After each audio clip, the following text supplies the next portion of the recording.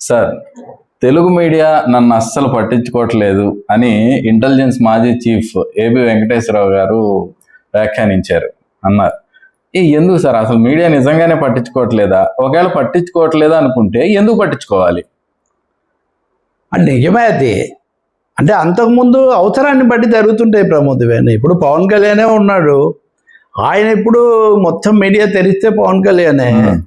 కొన్ని రకాల మీడియాలు ముఖ్యంగా తెలుగుదేశాన్ని బలపరిచేవాళ్ళు. 2019లో ఇవేం లేవు. లేకపోగా ఇంకా ప్రతికూల కథనాలు తవ్వి రాసేవాళ్ళు. అప్పుడు నేను బాగా బలపరిచేవాడిని, మీకు తెలుసు కదా. నా పుస్తకావిష్కరణకు కూడా వచ్చాడు, మన దీనికి కూడా వచ్చాడు, మా ఇంట్లో పెళ్లికి కూడా. ఇవన్నీ ఏంటి, అప్పుడు ఆయన అవసరం, ఆయన పాత్ర వాళ్ళకు నచ్చగో. అరే వైసీపీ వాళ్ళు అప్పుడు ఇప్పుడు ఒకటి అంటుంటారు, నేను అనుకున్నట్లా. ఏబి వెంకటేశ్వరరావు విషయమే తీసుకుంటే ఆయన తెలుగుదేశానికి బాగా సన్నిహితుడు, చంద్రబాబు ఇష్టడు. ఆ కోపంతో జగన్ ముఖ్యమంత్రి అయ్యాక ఈయన పక్కన పెట్టారు, చివరికి సస్పెండ్ చేశారు. ఆ సస్పెన్షన్ కాల పరిమితి దాటిందని ఆయన హైకోర్టులో టెక్నికల్ గ్రౌండ్స్ మీద తిరిగి నియామకం పొంది ఆ రోజే మళ్ళీ ప్రమాణ స్వీకారం, మళ్ళీ పదవి తీసుకొని ఆ రోజే రిటైర్ అయిపోయారు. ఇది జరిగింది. అయిన తర్వాత ఈ ప్రభుత్వం వచ్చాక ఏం పదవి ఇస్తారని అందరు ఎదురు చూశారు. కీలకమైన సలహాదారు పదవులు ఇలాంటివి ఏమి ఇవ్వలేదు. ఈ లోపల ఆయన కొన్ని కుల సంఘాల సభల్లో చాలా చోట్ల మాట్లాడారు. ఇవన్నీ మీడియాలో వైరల్, సోషల్ దుమారాలు ఇవన్నీ అయిపోయినాయి. అల్టిమేట్గా ఆయనకు పోలీసు గృహ నిర్మాణ సంస్థ ఏదో ఒకటి ఉంటుంది, దాని చైర్మన్ పదవి ఇచ్చినట్టున్నారు. ఆయన దాన్ని తీసుకుంటారా లేదా, తీసుకొని అన్నాడా లేదా కూడా చాలా చర్చలు జరిపారు. ఆయన అంతిమంగా మొన్న బయటకు వచ్చి నేను ఆ పదవి రాజకీయాల్లోకి వస్తున్నాను, జగన్ నెవర్ అగైన్, మళ్ళీ జగన్ తిరిగి రాకూడదు అన్న స్లోగన్తో నేను రాజకీయాలు నడుపుతాను.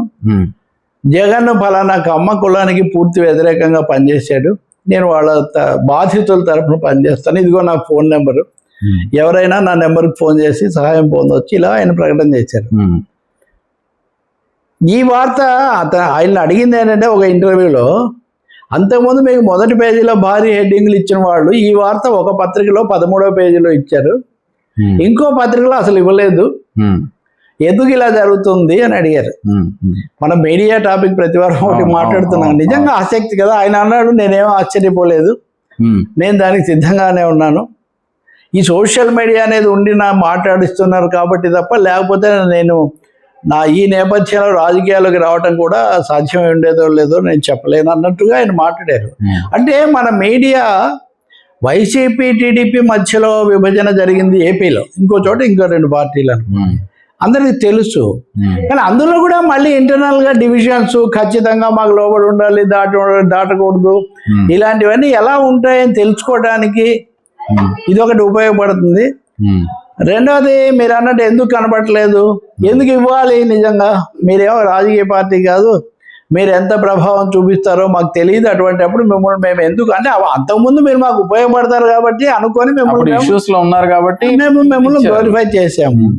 ఇప్పుడు మామూలుగా మీ ఎజెండాతో మీరు వెళ్ళినప్పుడు మేము ఎందుకు చేయాలి అన్నది, మీరు పార్టీ పెట్టి మళ్ళీ రోడ్డు మీదకి వస్తే మళ్ళీ దానికి గ్లోరిఫై చేస్తారా, ఎంత ఇస్తారో మనం చెప్పలేం. కానీ ఖచ్చితంగా ఇప్పుడు మీరు వ్యక్తే కదా. రెండోది, మీరు ఒకరికి వ్యతిరేకం, ఒకరికి అనుకూలం, ఇలాంటివన్నీ మీరు ప్రకటించుకున్నారు. ఆ శక్తులతో మీరు లేరు, మీరు ప్రత్యేకమైనది కాబట్టి. అంటే ఇది ఒకటే చెప్పేది, మీడియాలో తమకు వచ్చిన ప్రచారాన్ని గురించి. ఇప్పుడు ఒక ఆయన మొన్న టీడీపీ తరఫున మాట్లాడి తర్వాత ఒక చైర్మన్ పదవి తీసుకొని తర్వాత రాజీనామా చేశారు ఉదాహరణకు. ఇప్పుడు ఆయన ఎక్కడున్నారు, ఆయనకి ఏం ప్రచారం వస్తుంది, రేపు ఏం జరుగుతుంది, ఎవరైనా సరే ఎవరు నీ స్నేహితులు ఎవరో చెప్తే ఎవరో చెప్తానన్నట్టే మీకు ప్రచారం ఎందుకు ఇస్తున్నారు, ఎందుకు ఇవ్వరు అన్నది ఎవరైనా సవ్యంగా అర్థం చేసుకోవాల్సింది. ప్రచారాన్ని చూసి భ్రమపడే పాఠకులు, వీక్షకులు కూడా తగు విధంగా అర్థం చేసుకోవాల్సి ఉంటుంది. Right sir.